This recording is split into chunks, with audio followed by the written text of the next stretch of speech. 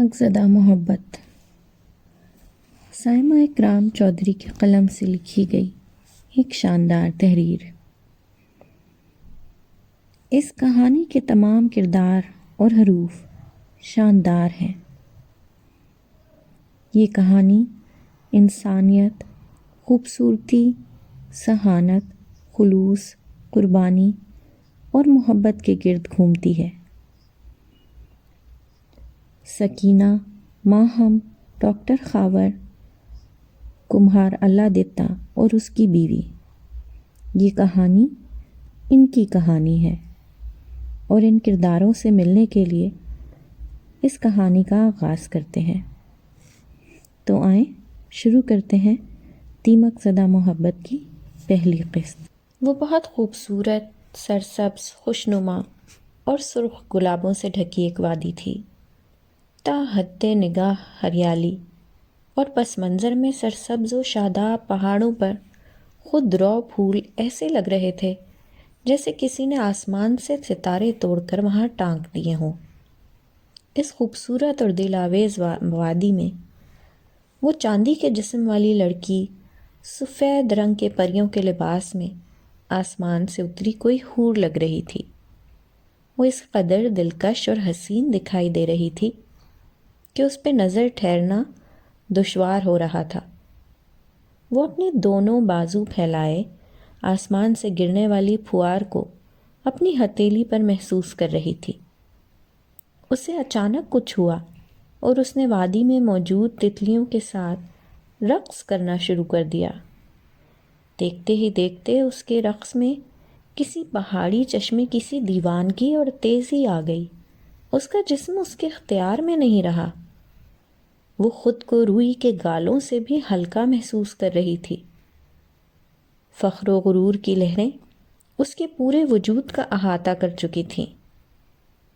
ایک دم ہی منظر بدلا۔ اس چاندی کے جسم والی لڑکی کا پاؤں پھسلا اور وہ خود کو بہت بلندیوں سے نیچے پستیوں میں گرتا ہوا دیکھ رہی تھی۔ اس نے سخت خوفزدہ نظروں سے زمین کی پستیوں کو دیکھا جو اس کا مقدر بننے والی تھیں۔ وہ بڑی قوت سے بے تحاشا کیچڑ اور غلاظت سے بھری زمین پر گری۔ اس کا سارا وجود زلزلوں کی زد میں آ گیا تھا۔ اس نے گہرا سانس لے کر اپنے چٹختے ہوئے اعصاب کو سنبھالنے کی ناکام کوشش کی۔ وہ اب آنکھ کی پتلیوں کو گھما کر اپنے ارد گرد پھیلی تیرگی اور فضا میں پھیلی بدبو کو محسوس کر رہی تھی۔ اسے اپنے کیچڑ زدہ جسم سے گھن آ رہی تھی۔ اس نے ہاتھ بڑھا کر اپنے جسم کو ٹٹولا تو خوف کی ایک سرد لہر نے اس کے وجود کو لپیٹ میں لے لیا۔ اسے محسوس ہوا کہ بہت سے حشرات الارض اس کے وجود سے چمٹے ہوئے ہیں۔ اس نے سانس روک کر ایک عجب دیوانگی سے ایک پتنگ نما چیز کو کھینچا تو اسے یہ دیکھ کر دھچکا لگا کہ وہ ایک مردہ پتنگا تھا۔ اس کی آنکھیں تیرگی سے مانوس ہوئیں تو اسے احساس ہوا کہ اس کا سارا ہی جسم ان مردہ پتنگوں کے لباس سے ڈھکا ہوا تھا۔ خوف، وحشت، سراسیمگی کے عالم میں اس نے اپنے چہرے کو ٹٹولا تو اسے اپنی رگوں کو خوف سے منجمد کر دینے والی انہونی کا احساس ہوا۔ اسی وقت اسے ادراک ہوا کہ وہ کسی گہری کھائی میں گری ہوئی ہے، اور اوپر سے آنے والی روشنی کے لکیر کے ساتھ ہی اس نے سیلن زدہ دیوار کے پاس گرا شیشے کا ٹکڑا دیکھا تو اس نے لپک کر اٹھا لیا۔ اس آئینے میں اپنا چہرہ دیکھتے ہی اس کے منہ سے نکلنے والی چیخ بہت دل خراش اور بے ساختہ تھی۔ اس کے خوبصورت جسم کے اوپر ایک بوڑھی مادہ گدھ کا بدصورت چہرہ سجا ہوا تھا، بہت ہی خوفناک، عجیب اور دل دہلا دینے والے خوف کے زیر اثر اس کی آنکھ کھلی۔ اس نے مضطرب و متوحش نگاہوں سے اپنے کمرے میں کسی نادیدہ شے کو تلاش کرنا چاہا۔ کمرہ بالکل خالی تھا، اور 0 واٹ کے بلب کی روشنی میں اس نے فوراً اٹھ کر سنگھار میز کے سامنے کھڑے ہو کر اپنا چہرہ دیکھا ایک پرسکون سی سانس اس نے فضا میں خارج کی۔ اس کے وجود کے اوپر اس کا اپنا ہی چہرہ تھا، جو اس وقت پسینے سے تر، وحشت زدہ اور خوف میں ڈوبا ہوا تھا۔ اس نے اپنے منہ پر ہاتھ پھیر کر ایک دفعہ پھر خود کو یقین دلایا۔ وہ اب عجیب دیوانگی کے عالم میں اپنے کپڑوں کو جھٹک رہی تھی۔ اسے لگا کہ کہیں کوئی ایک آدھ مرا ہوا پتنگا اس کے وجود کے ساتھ چمٹا نہ رہ گیا ہو۔ اس وقت رات کے 2 بج رہے تھے۔ باہر سیاہ رات کے ہولناک سناٹے میں جھینگروں کے بولنے کی آوازیں آ رہی تھیں، لیکن اسے نہ جانے کیوں یہ وہم لاحق ہو گیا تھا کہ وہ بوڑھی گدھ کہیں آس پاس ہی ہے۔ اس خیال نے اسے ایک دفعہ پھر بے چین کر دیا۔ اس نے کہیں پڑھا تھا کہ محبت بالکل کسی خودکش بمبار کی طرح انسان پر حملہ کرتی ہے، اور سکینہ اللہ دتہ کے ساتھ بھی ایسا ہی ہوا تھا۔ محبت نے بالکل ایسے ہی خودکش بمبار کی طرح اس پر حملہ کر کے اس کے سارے وجود کے پرخچے اڑا دیے تھے۔ سکینہ اللہ دتہ نے خود اپنی ذات کو ذروں کی صورت میں فضا میں بکھرتے ہوئے دیکھا۔ کئی لمحوں تک تو اسے اپنی بصارت پہ یقین نہیں آیا۔ اسے لگا کہ وہ اب کبھی بھی اپنے وجود کو یکجا نہیں کر پائے گی۔ اسی احساس نے بے بسی کا دھواں اس کے ارد گرد پھیلا دیا۔ بے چارگی کے احساس کے ساتھ ہی اس کی آنکھیں پانیوں سے بھر گئیں۔ وہ اماوس کی کوئی رات تھی جب اس نے اسپتال کے کمرے کی کھڑکی سے ایک آکاس بیل کو برگد کے بوڑھے درخت پہ چڑھتے دیکھا۔ خوف کی ایک فطری سی لہر نے بڑی سرعت سے اس کے ذہن و دل میں بسیرا کیا۔ سکینہ اللہ دتہ کی زندگی میں اداسی کا اپنا ایک مضبوط کردار تھا۔ وہ تنہائیوں کے قبیلے کا ایک ایسا فرد تھی جس کی زندگی میں بس کرب اور ہجر کے موسموں کا بسیرا تھا۔ اس کی زندگی میں بے شمار حبس بھری شامیں تھیں، جو زندگی میں کبھی کبھار اس قدر وحشت کے رنگ بھر دیتی کہ سانس لینا تک محال ہو جاتا۔ اماں، آج میری سہیلی چڑیاں اتنی خاموش کیوں ہیں؟ اس کے دل کی اداسی لفظوں میں ڈھل کر تسبیح کرتی جمیلہ بائیں کی سماعتوں تک پہنچی۔ اے چنگا ہے پتر، روز رولا بھی تو اتنا ڈالتی ہیں، کن کھا جاتی ہیں۔ جمیلہ مائی نے پیشانی پر ہاتھ مار کر بیٹی کا زرد چہرہ تشویش سے دیکھا۔ وہ نہ جانے کیوں صبح سے اتنی بیزار تھی، شاید موسم ہی گھٹا گھٹا اور حبس میں لپٹا ہوا تھا، اس لیے انار کے درخت پر بیٹھی ساری چڑیاں بھی مغموم تھیں۔ اسی لیے لان میں خاموشی کا راج تھا، ورنہ عام دنوں میں وہ اتنا شور مچاتی کہ کمرے کے مکینوں کا بات کرنا دشوار ہو جاتا۔ تنگ آ کر جمیلہ بی بی ایک لمبا چکر کاٹ کر کمرے کے پچھلے لان میں ان کو بھگانے کے لیے جاتی، اور یہ کام ان کو دن میں کئی دفعہ کرنا پڑتا۔ پھر ہسپتال میں کام کرنے والے ایک مہربان سے وارڈ بوائے نے ان کو ایک لمبا سا مولا بخش لا کر دیا، جسے وہ کھڑکی کی سلاخوں سے نکال کر ان شرارتی چڑیوں کو دن میں کئی دفعہ بھگایا کرتی تھیں۔ کی ہویا، میری دھی رانی کو کیا بہت درد ہے؟ اماں نے بے چینی سے اٹھ کر اس کا زرد نڈھال چہرہ دیکھا۔ وہ کھڑکی کے باہر املتاس کے درخت پر نظریں جمائے بیٹھی تھی۔ اس کو فزیو تھراپسٹ ابھی ابھی ایکسرسائز کروا کے گئی تھی، اس لیے تھکن اس کے سارے وجود سے عیاں تھی۔ ہاں ماں، ٹانگوں میں تو آج جان ہی نہیں رہی، لیکن یہ درد بھی لگتا ہے کہ اب عمر بھر کا ساتھ بن گیا ہے۔ اس کے چہرے پہ ایک بے بس کر دینے والی مسکراہٹ تھی۔ اس کی اس بات کا اماں کے پاس کوئی جواب نہیں تھا، وہ اس معاملے میں خود بھی لاچار تھیں۔ चल छड़ सारी गल्लां, ले हम माँ धी बैठ कर देसी घी की पंजेरी खाते हैं।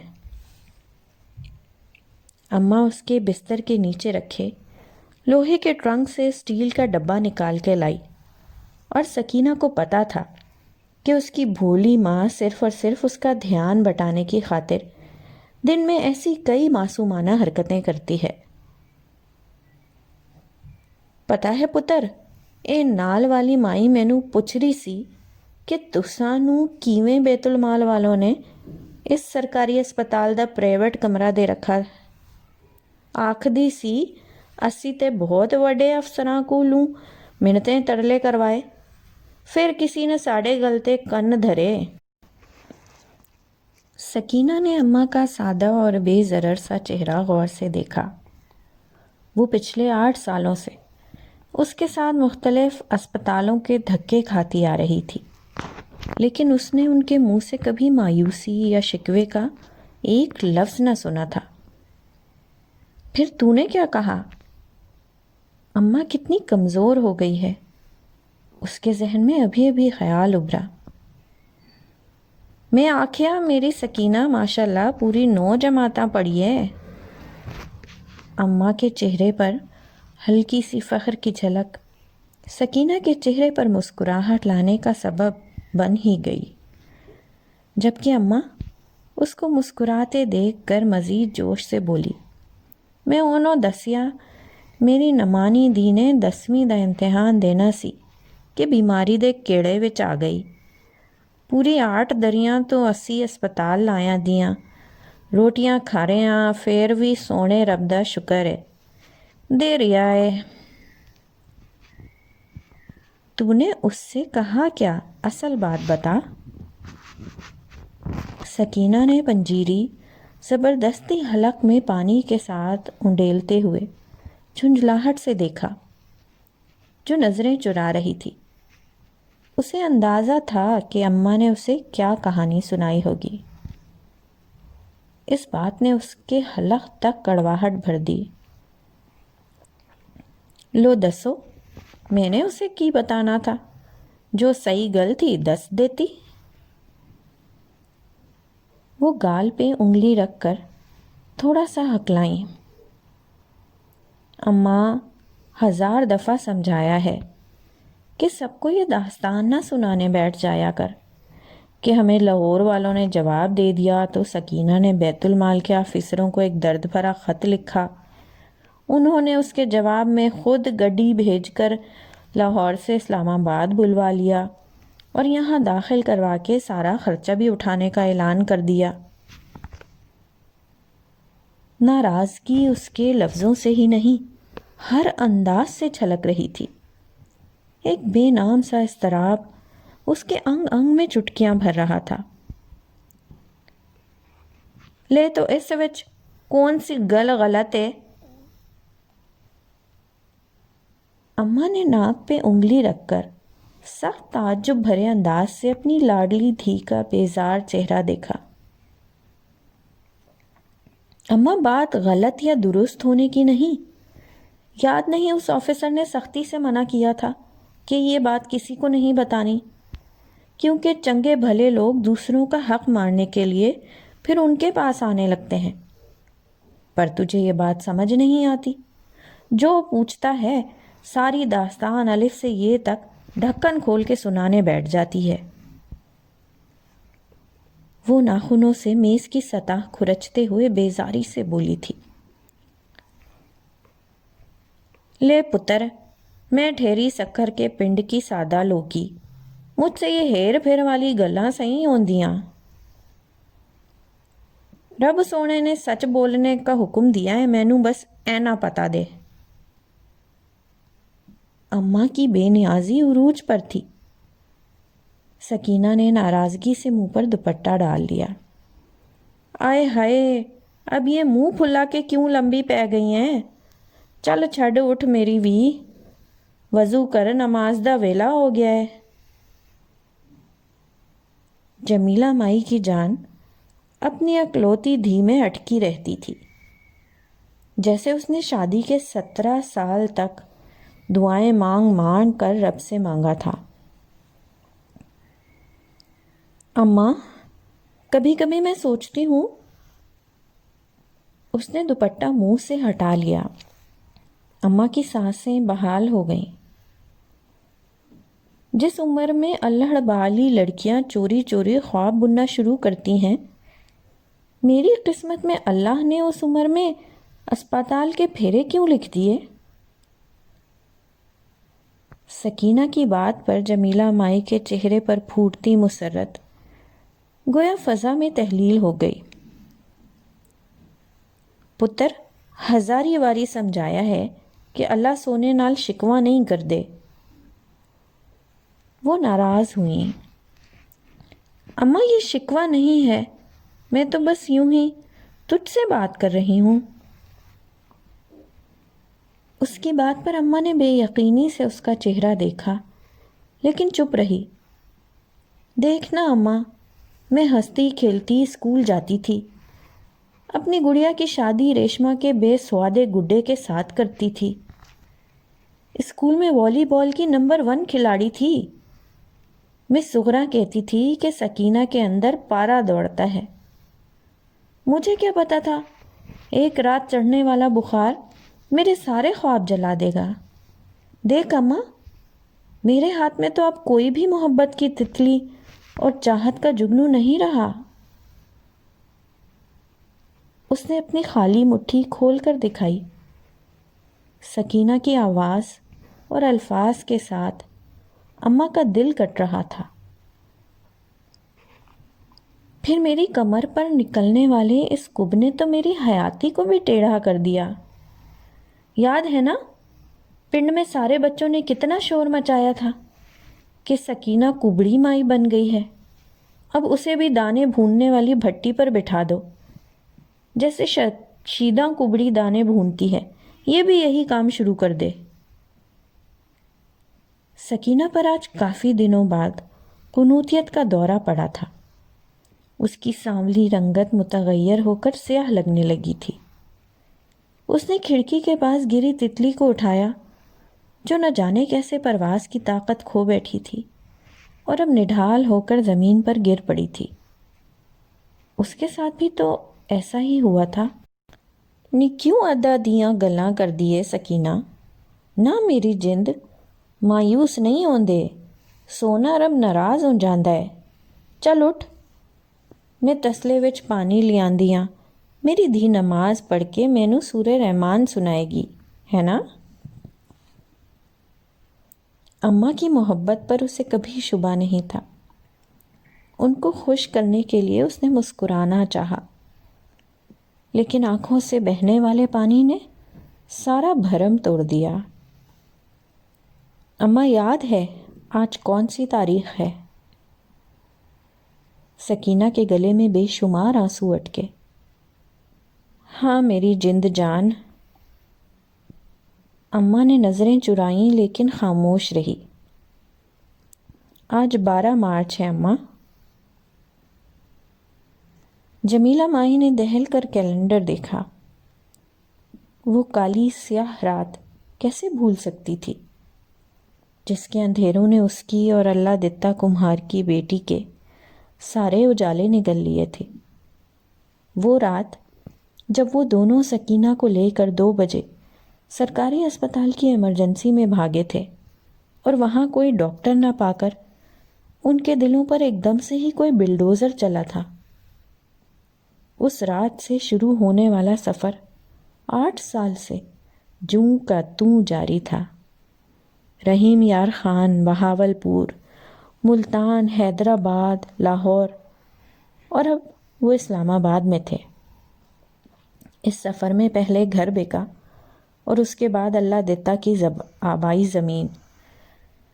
اس کے حصے میں آنے والے 2 بیگھے بھی ہاتھ سے نکل گئے. اب سکینہ کی کہانی بیت المال کے توسط سے چل رہی تھی. کمرے کی کھڑکی پر بھاری سا پردہ پڑا ہوا تھا، البتہ ایک انتہائی باریک درز سے روشنی کی ایک پتلی سی لکیر اندر آ رہی تھی.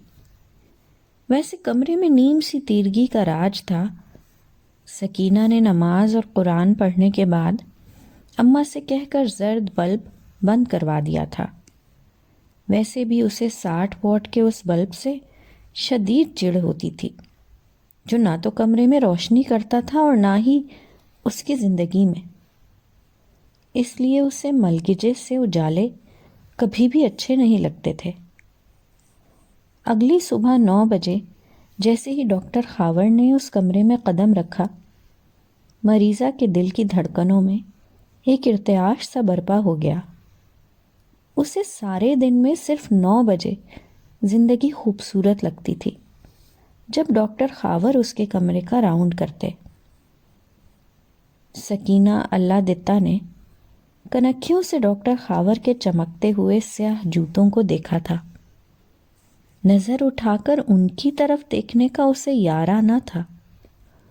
وہ کچھ دنوں سے سبھی لوگوں سے نظریں چرانے لگی تھی۔ ڈاکٹر خاور اس کی فائل کو دیکھ رہے تھے۔ انہوں نے اپنے ساتھ موجود جونیئر کو انگلش میں کچھ کہا تھا۔ سکینہ کا سارا جسم ہی مجسم سماعت بنا ہوا تھا۔ وہ سینے پہ ہاتھ رکھ کے دل کی دھڑکنوں کو لاشعوری طور پر دبانے کی کوششوں میں مگن تھی۔ جیسے ہی ڈاکٹر خاور نے کمرے سے قدم باہر نکالا، ہر چیز پر ایک پھیکا پن سا غالب آ گیا تھا۔ سکینہ نے بیزاری سے تکیے پہ سر رکھ کر بازو اپنی آنکھوں پہ تان لیا تھا۔ اسے اب روشنی سخت بری لگ رہی تھی۔ سکینہ، تم اپنی عمر سے بہت بڑی باتیں کرتی ہو۔ اس دن اس کی فائل دیکھتے ہوئے ڈاکٹر خاور نے اچانک کہا تو وہ شکست خوردہ سے انداز میں مسکرا دی۔ بس ڈاکٹر صاحب، آگہی کے عذاب نے عجیب گورکھ دھندے میں پھنسا دیا ہے۔ مجھے بہت جلد اس تلخ حقیقت کا ادراک ہو گیا تھا، زندگی میرے لیے پھولوں کی سیج کبھی نہیں بنے گی۔ اچھے اچھے خواب دیکھا کرو سکینہ، خواب زندگی کو خوبصورت بناتے ہیں۔ انہوں نے اس دن ایسے ہی مسکراتے ہوئے اسے مفت مشورہ دیا تھا۔ ان کی بات پر ایک تڑق سی مسکراہٹ اس کے چہرے پہ سج گئی تھی۔ چھوڑیں ڈاکٹر صاحب، اس بیماری کی بدنما حقیقت کے سورج کی تپش سے میرے سارے خواب ہی جھلس گئے ہیں۔ 22 سالہ سکینہ اللہ دتا کی آواز بوجھل اور مرطوب تھی۔ اس نے ایسے چونک کر کہا تھا جیسے کسی گہری سوچ سے نکلی ہو۔ ڈاکٹر خاور کی باتیں اور جملے اسے کبھی کبھی اتنی روشنی ضرور دیتے تھے کہ وہ کم از کم کھل کر سانس لے لیتی تھی، لیکن آج کل ٹانگوں کا بڑھتا ہوا درد اسے بیزار کر رہا تھا، تو دل میں اٹھتی انوکھی خواہش نے اس کے ہاتھ پیر پھلا رکھے تھے۔ وہ دل کے اندر مچلتے جذبات کی آوازوں سے گھبرا کر آنکھیں بند کر لیتی۔ اسے خوف تھا کہ کوئی ان اندر کی سرکش آوازوں کو سن نہ لے۔ اماں، اس کھڑکی کا پردہ ہٹا دو ورنہ میرا دم نکل جائے گا۔ اس کے حلق سے عجیب سی پھنسی پھنسی سی آواز نکلی تھی۔ دل ہی دل میں درود شریف پڑھتی جمیلہ مائی نے لپک کر پردہ ہٹایا تو ساتھ ہی روشنی کا ایک بدتمیز سا طوفان کمرے میں داخل ہو گیا تھا۔ میری دھی رانی کی طبیعت ٹھیک ہے؟ اماں نے سخت فکر مندی سے اس کا ماتھا چھو کر حدت کو محسوس کیا تو اچھی خاصی پریشان ہو گئی۔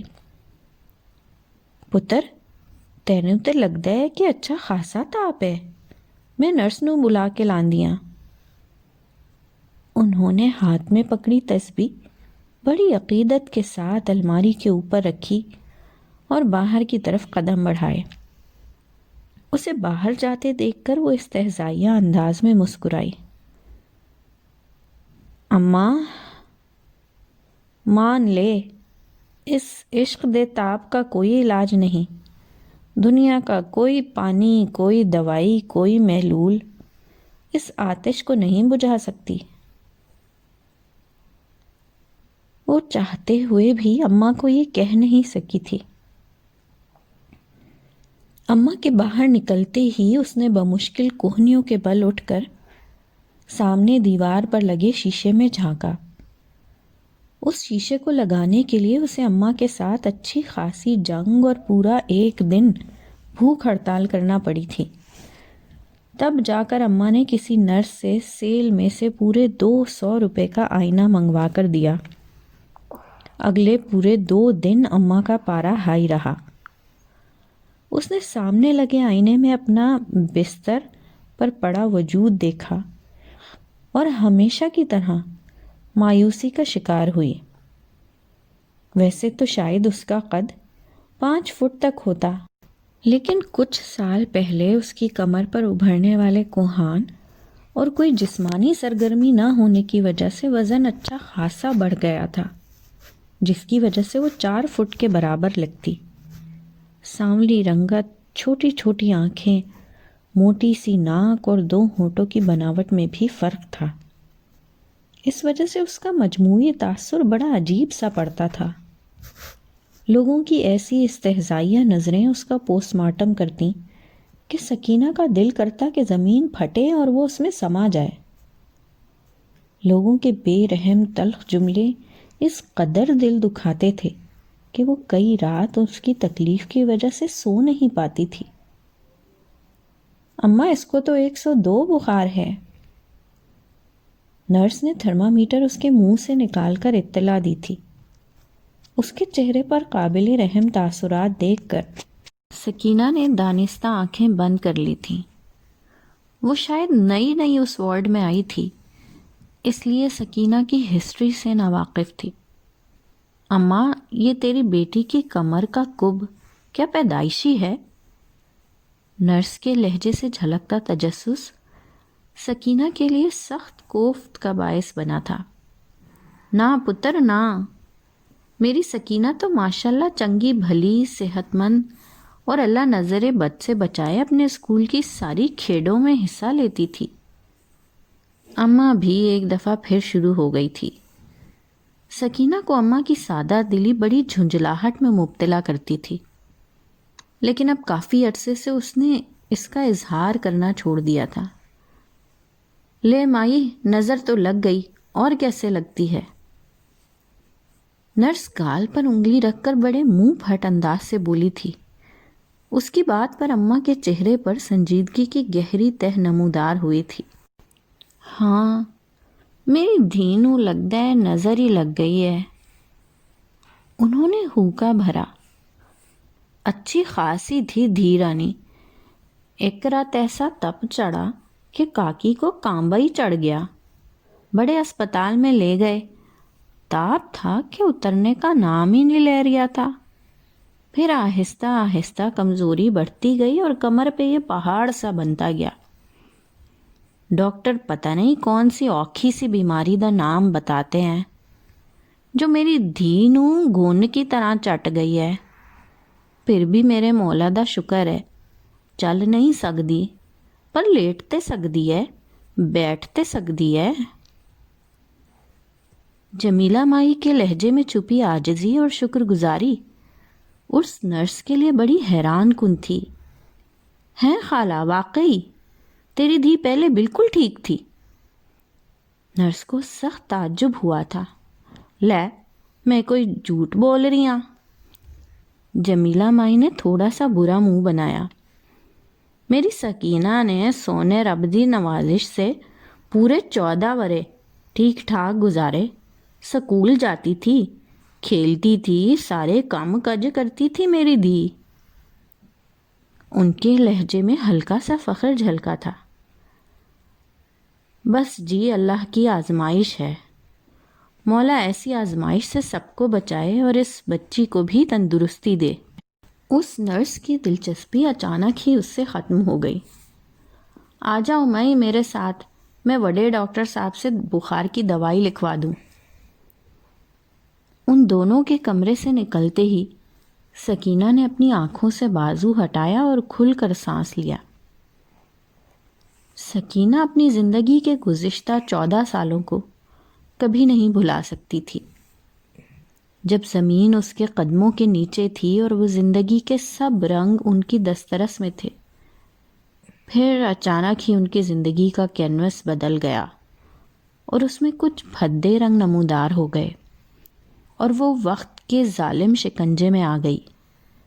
گزشتہ 5 سالوں سے وہ علاج کی غرض سے لاہور کے کئی اسپتالوں میں رہی، جہاں اس کا پیلوس کا آپریشن کرنے کے بعد ڈاکٹرز نے مزید علاج کرنے سے انکار کر دیا۔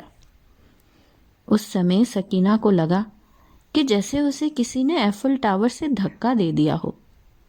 ساری جمع پونجی ختم ہو چکی تھی۔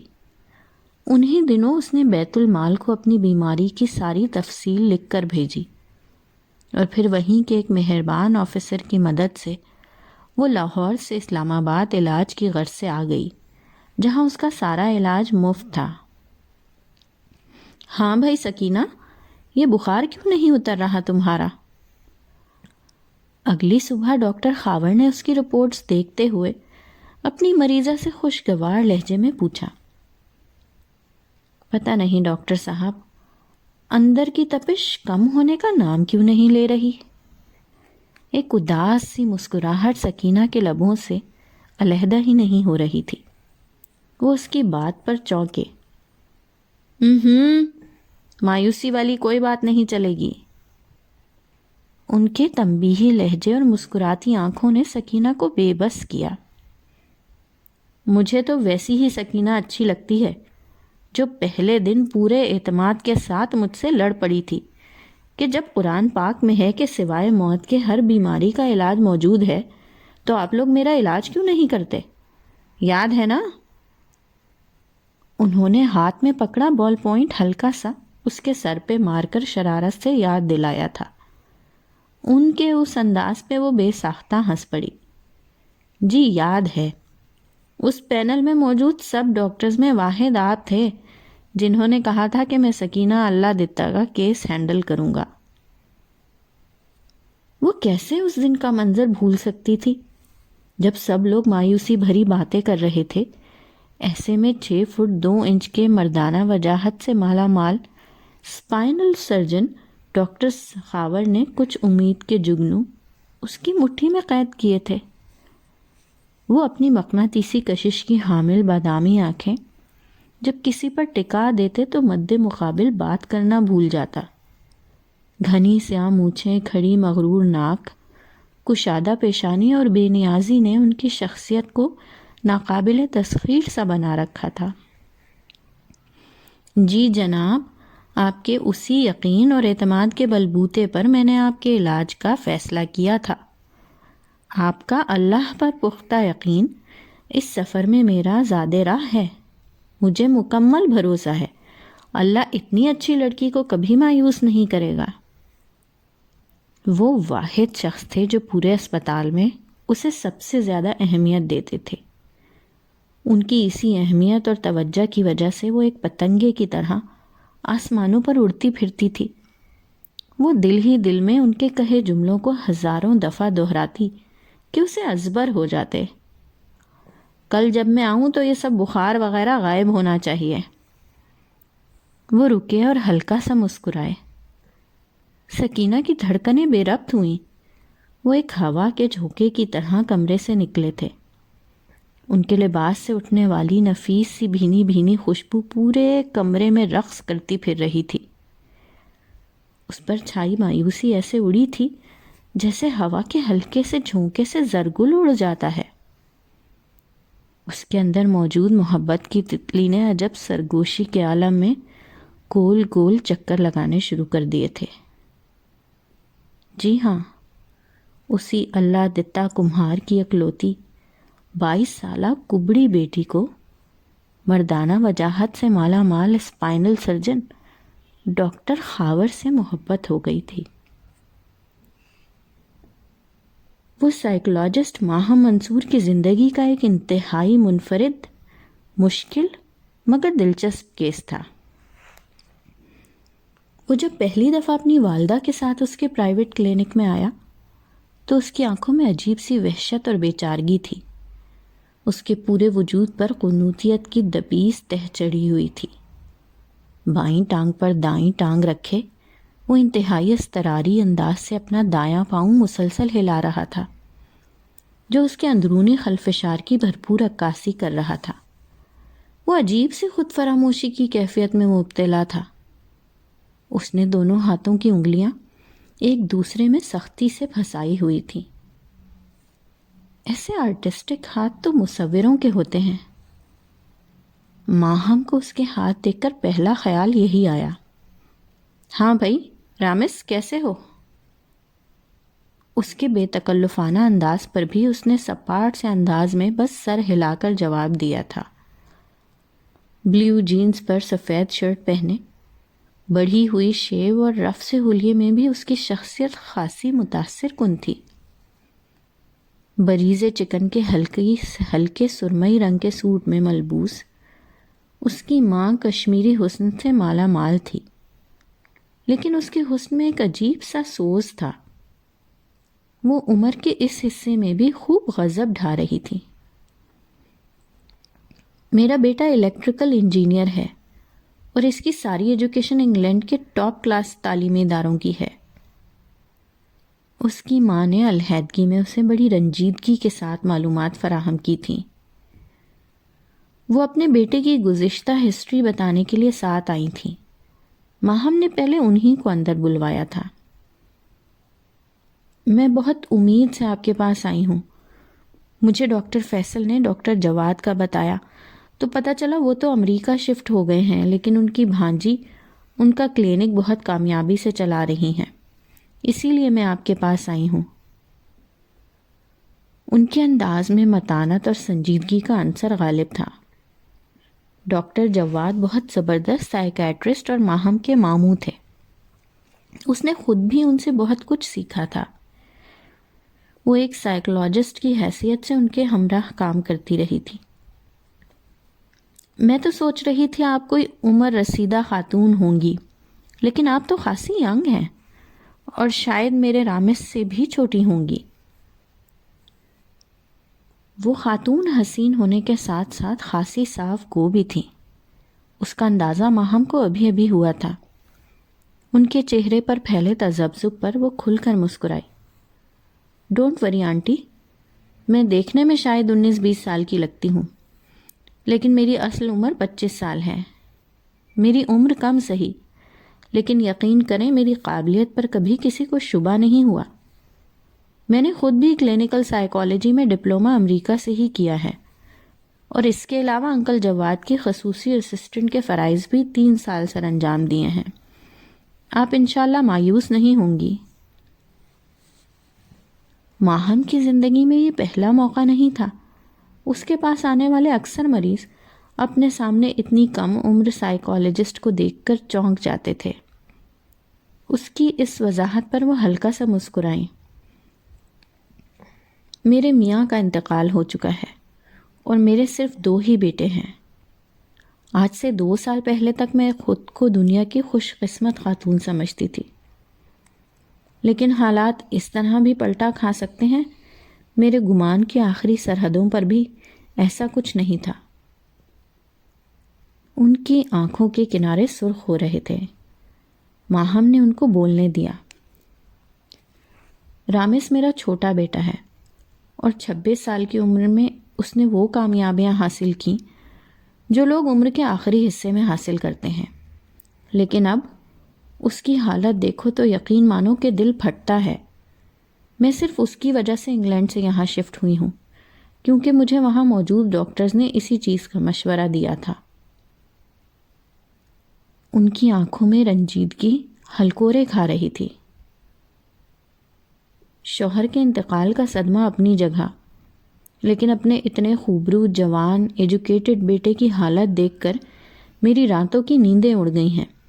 یہ تو اتنی نفیس طبیعت کا حامل تھا کہ ہلکی سی بو اس کے لیے ناقابل برداشت ہوتی تھی، لیکن اب 1 گھنٹے میں اتنی اسموکنگ کر جاتا ہے کہ سارا کمرہ دھواں دھواں ہو جاتا ہے، ساری رات جاگتا ہے۔ اپنے ڈیڈی کی اذیت ناک موت نے اس کی ساری زندگی کو ہی ڈسٹرب کر دیا